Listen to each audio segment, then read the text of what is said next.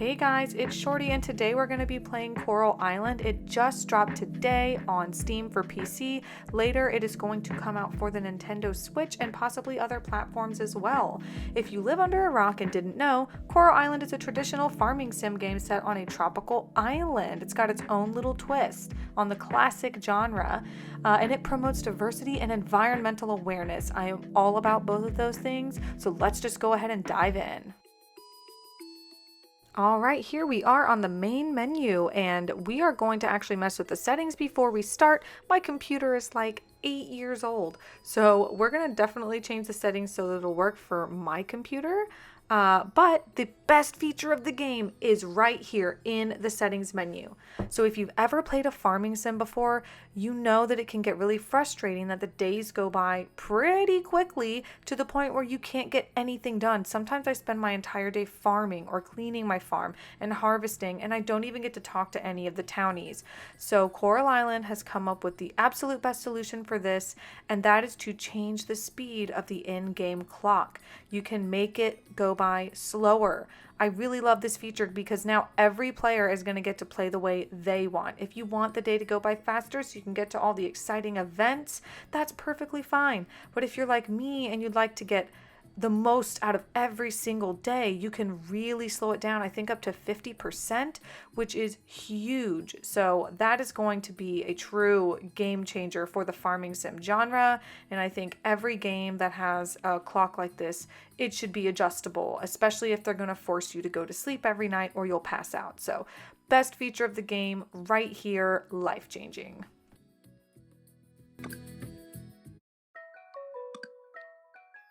We've made it to the most difficult part of every game, and that is the character customization screen. Now, this game is incredibly inclusive. They thought of everything. They wanted everyone to feel represented and to be truly creative with how they want their character to look. There is a slider for all of the colors of anything for your eyes, your eyebrows, your hair, your skin color. There's a slider for your body mass, so you can have whatever body mass fits if you want it to look like you or how you wish you looked. You can certainly do that too. Right now, there are not a ton of hair options, but I think as they go, this is just early access, they will add more. I am certain of it. And if not, I know that they only include a few hairstyles early game because there is a salon in game and there's also a clothing store in game. And of course, you're gonna have to grind for the things that you want. So I am really excited about that part and that aspect of the game, especially because some farming sims can seem too easy. But either way, this is the most inclusive farming sim character customization I have ever seen. The characters are beautiful. They're created by a guy that has worked with, I think, Disney Pixar before. So they definitely have the aesthetic and the style that I think we've all been wanting from farming sims, instead of looking like a little 12 to 15-year-old who gets married and has kids, which is really weird. Yourself and the characters in the game that are marriageable look a marriageable age, and they're quite attractive. I cannot wait to go through the dateable character list with you. What a beautiful intro cutscene to the game. This is just the kind of stuff you don't get in your typical farming sim. First of all, graphically, this is so beautiful compared to the Story of Seasons and even Stardew Valley that we know and love. This game, I feel like it's going to be just as encompassing as something like Stardew Valley, but with the graphics we have been dying to see for years since I was so little. It's been like 25 years that I've been playing farming sims, and I feel like Coral Island is the first to have the beautiful graphics combined with the gameplay that we all know and love and find so comforting and so calming and relaxing. Even this first little cutscene here is just really cute between Mayor Connor, Dinda, and Joko.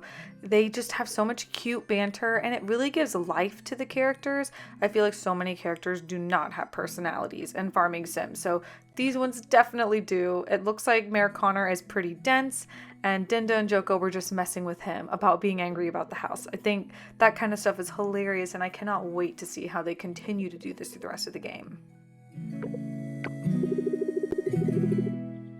Look how huge our farm is. Oh my gosh, so much room for activities.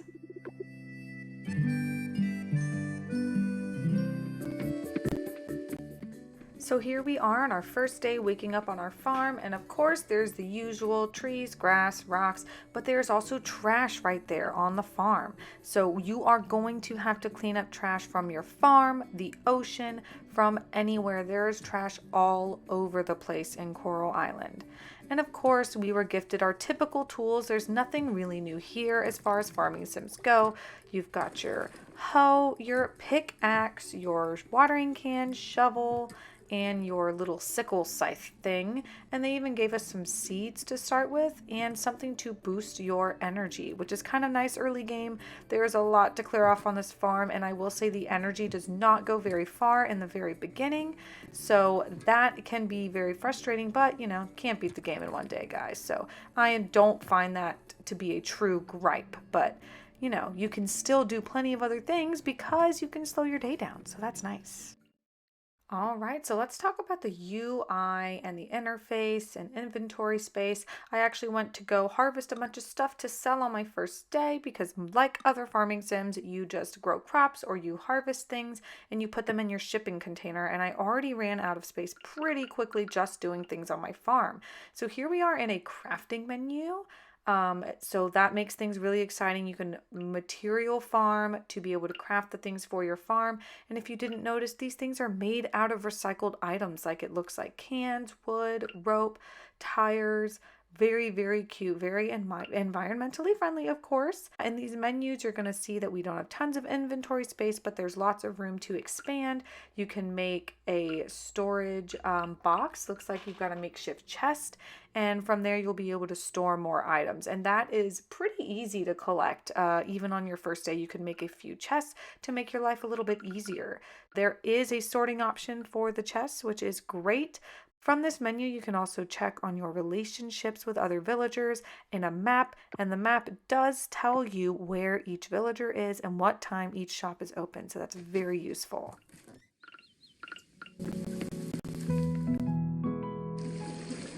And now we are in the museum donating some bugs. So very much like Animal Crossing, you're going to be able to donate bugs, fish, and things that you dig up in the mines, like little notes and artifacts. So this just gives you yet another thing that you can do in your spare time. And I believe that filling this up will also boost your town ranking. So yes, there is a town rank, and we are rated like an F, and we need to get our town rank up. So this is one way to do that.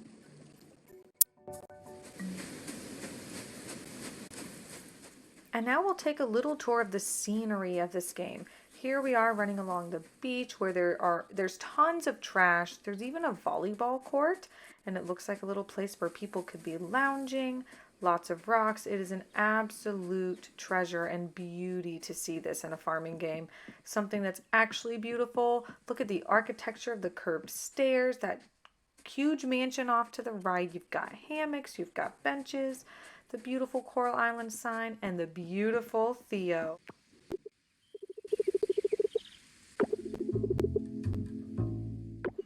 It looks like on our way into town, we have just triggered a cutscene, and it is a protest of the Pufferfish Corporation.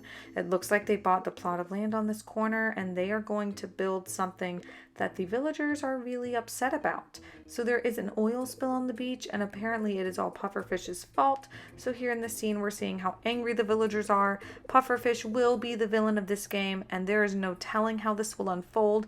Can we get our resident Karen to come to our side and sway her to care about the environment, or is she too caught up in corporate greed? We will just have to see. But I do really like the environmental spin and twist on this, very much like Joja Mart in the in Stardew Valley. The Pufferfish Corporation is going to be our biggest adversary here. Now let's take a look at the town a little bit. We just left the coffee shop, and then here we see the Fish and Sips, which is our local kind of tavern thing.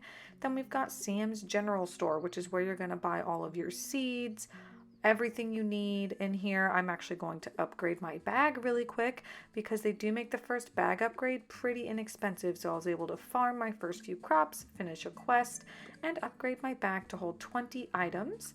And we're going to buy some seeds so we can do another quest. Then you're going to see we have an empty lot and the salon. There are lots of pets around town, by the way, and the cats can jump on the buildings. Oh, and there's the doctor's office where Charles and Yuri work. They are both so cute. Then you've got your community center type of thing off to the right. Waku, easily my favorite husbando so far. Then we've got the lab where you're going to get to go inside, see Surya and Professor Ling or Dr. Ling working, and they are going to be trying to save the island. Then here we've got socket and pan, and then to the right of that is actually the furniture store where you're going to be able to buy upgrades for your house as time goes on. Then we've got the lovely, one of my favorite places to be, oddly, is the blacksmith where the brothers Raphael and Pablo live. Pablo's our little resident player in town. Then over here we've got Suki and Raphael hanging out by the taco truck. And right next door you've got the school where all the kids go. This school gives total like Montessori vibes. It is so cute, so colorful, and so many things to do. And the teacher has a prosthetic arm. Talk about inclusion. Then over here, we've got the observatory. That is beautiful. I haven't really figured out what we're going to do in here yet, but it is just a gorgeous building. And circular, like, yes, absolutely. And we just passed the hot spring over there, leading over to Ben's truck. Ben, I believe, lives out of his truck and runs a shop out of it. So we love our little hippie boy. And then over here we have got the mines, which right now are closed, but they are going to open up for us soon. And then our direct neighbors from our farm to the north, they own a ranch. So that is where you're going to buy all of your animals, like your farm animals, not pets, but farm animals. Ah, see, there's Mark. He's going to open up the mines for us. So now we can jump on into the mines. See our little cut scene here with Dinda. She's going to tell us all about it.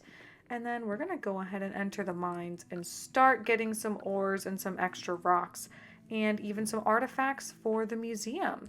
And there is an elevator system just like before, every 5 floors. As in most farming sims, every 5 floors you are able to use the elevator. So the goal for today is going to get to 5 floors so that I can come back and start at level 5 next time. Now, as you see, you just like before, you dig around until you find a hole you can jump down, and we rope down to other floors. And here's a little peek at the combat system. I haven't quite figured it out yet. I know there's a way to block, but man, the little slimes spit those things out very quickly that hurt you. But we've got pretty good health as far as I've noticed in the mines. I have not been close to dying, and now I'm collecting some bronze ore to take to the blacksmith later so I can upgrade my materials. And then here we are at the furniture shop where Dinda and Joko are, where we can get some extra things to put in our house. And this is actually where we'll upgrade our house in the future as well. Then we're going to actually take a look inside our community center. There are a lot of things going on here, lots of side rooms, but this is going to be the place you go to check your town ranking and where Mayor Connor obviously works. There's going to be a pet shop here. The shop is already here, but unfortunately it's not going to be active until the 1.0 release, but depending on how far we support the game, we could get it sooner. Now we're in the clothing store. So I wanted to show you guys the clothing. Apparently it is not fully fleshed out yet. The clothing is very blurry, and I don't think that is because of my 8-year-old computer. They just haven't fully finished the assets up close yet.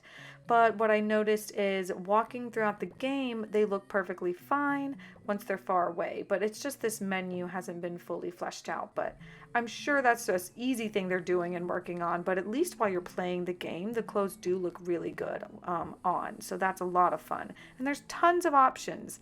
So now we're at the Fish and Sips.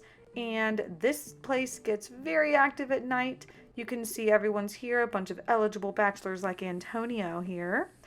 And then we've got the diving. So we haven't unlocked this yet either. But we are going to be able to go under the ocean and clean up the trash with Professor or Dr. Ling. And that's going to be a very huge part of the game, is cleaning the ocean. That is one of the main reasons they created this game, was to raise awareness about littering, recycling, and keeping the ocean clean so that we can actually enjoy our world. I would be crazy if I didn't tell you guys about the dateable characters in this game. It's looking like now there's going to be a total of 24 dateable characters, and it is not gender locked. You can literally marry whichever one you want, and apparently can have children as well. I have so many favorites. I literally cannot pick. Apparently, you can have 99 save files, which means you can play this game and marry whoever you want. And they're all just so different. There's so much inclusivity, there's so many options and personality types. There's even a single mom with stretch marks. That is so cool of them to do, and honestly, very realistic to how things are nowadays. I love it. If you look to my comment to the right, you can actually see me asking about Derek. Derek, the construction man. Stairway, put Derek in the game. Please make him dateable. Thank you. All right, guys, that wraps up our video for today. The first 5 days of Coral Island and about 3.5 hours of gameplay for me. And it is 100% worth it to go for this game. It's even worth it in the unfinished state that it is in now. It's going to be incredible and perfect by the time it gets put onto the Nintendo Switch. And I can't wait to play it in that format as well. Definitely 100,000% recommend Coral Island to you. It is going to set the standard for farming sim games to come all in the future. Thanks so much for watching, and don't forget to like and subscribe to the channel, and I will see you guys next time. Bye!